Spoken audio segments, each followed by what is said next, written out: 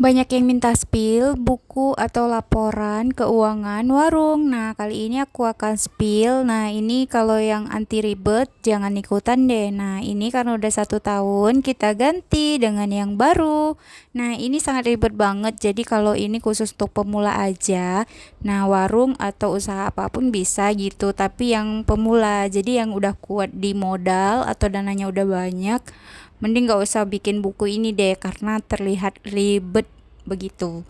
Nah, ini karena banyak yang minta spill karena aku orangnya agak gimana ya, semua tuh pengennya dicatat biar kelihatan mana untung mana ruginya, karena aku tuh orangnya gimana ya, suka aja gitu nyatet-nyatet. Nah, jadi sebenarnya kalau dari komputer itu udah ada, cuman kalau dengan buku ini kita tuh udah tahu langsung, oh ini perbedaan di bulan pertama, kedua, ketiga gitu dan seterusnya. Oh, ada perkembangan atau penurunan.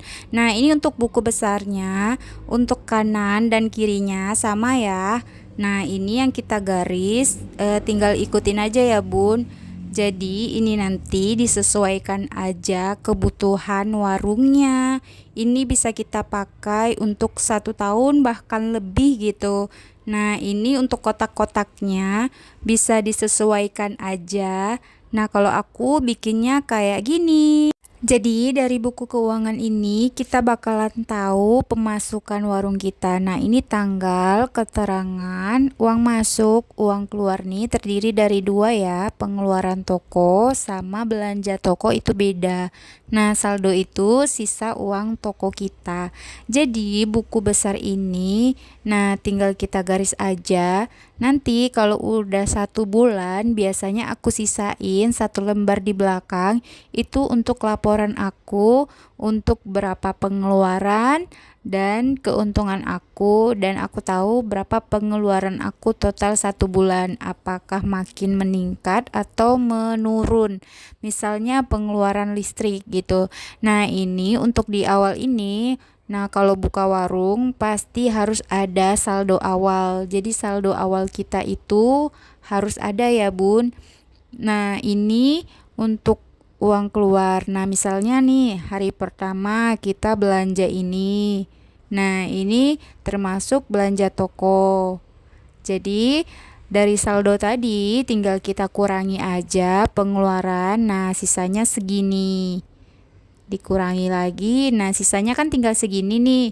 Nah, malamnya ini kita isi kasir, ini uang masuk. Tapi ini udah kita kurangi laba dulu baru kita bikin di sini. Nah, ini untuk uang toko kita belanja sehari-hari.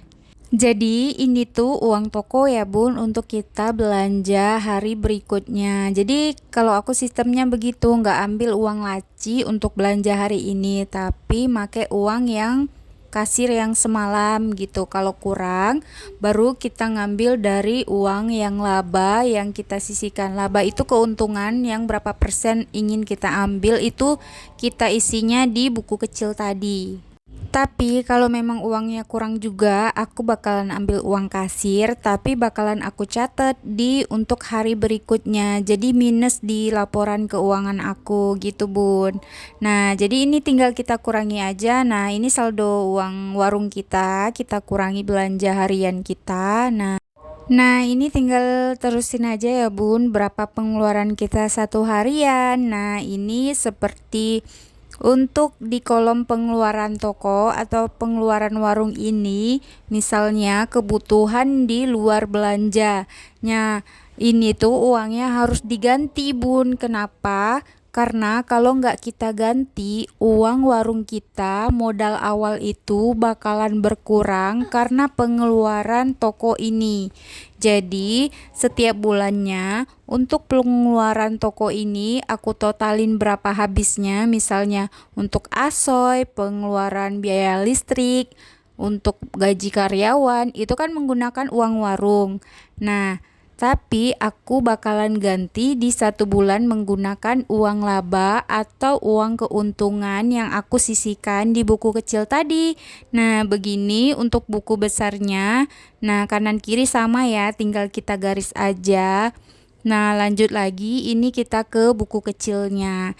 Nah, jadi buku besar ini untuk khusus uang warung, dan ini untuk khusus uang pribadi atau uang keuntungan kita.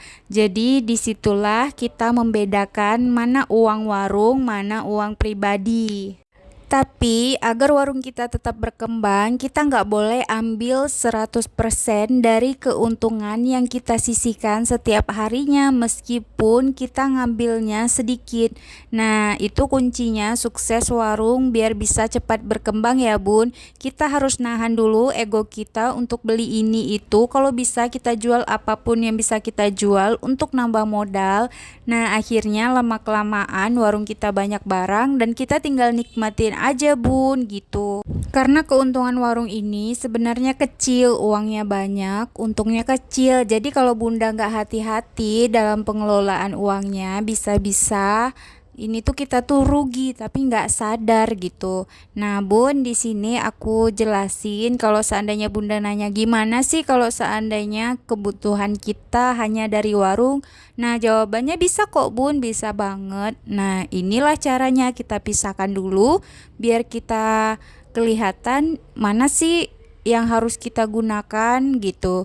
Nah intinya hanya sebatas ini. Nah ini caranya seperti ini ya Bun. Misalnya satu hari ini karena aku ada pom mini jadi aku bikin 2. Nah uang kasirnya segini, uang pom mininya segini, totalnya nah labanya itu cuman kecil Bun. Ibaratnya kalau kita umumnya ambil di 10% aja. Itu kalau bisa di bawah itu kalau manual ya. Nah kalau di komputer itu udah otomatis. Nah ini 1 bulan, misalnya dalam 1 bulan ini total laba kita dari tanggal 1 sampai tanggal 30 segini ya.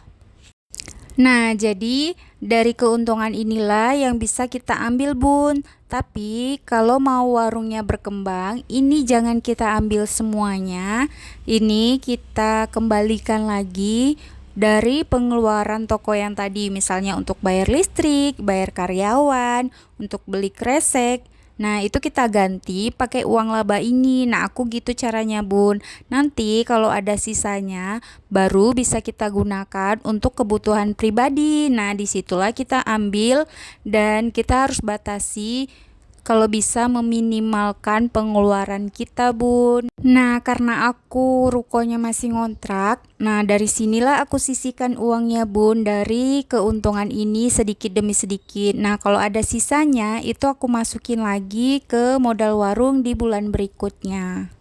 Jadi sebisa mungkin dari keuntungan ini aku kembalikan lagi ke warung untuk menambah modal. Jadi itulah arti dari uang warung kembali ke warung. Nah setelah 1 tahun, nah akhirnya baru aku bisa ngambil uangnya untuk kebutuhan pribadi. Nah semoga ini menginspirasi buat semuanya ya. Semoga bermanfaat. Jangan lupa share dan berbagi untuk orang sekitar. Semoga menjadi amal jariah.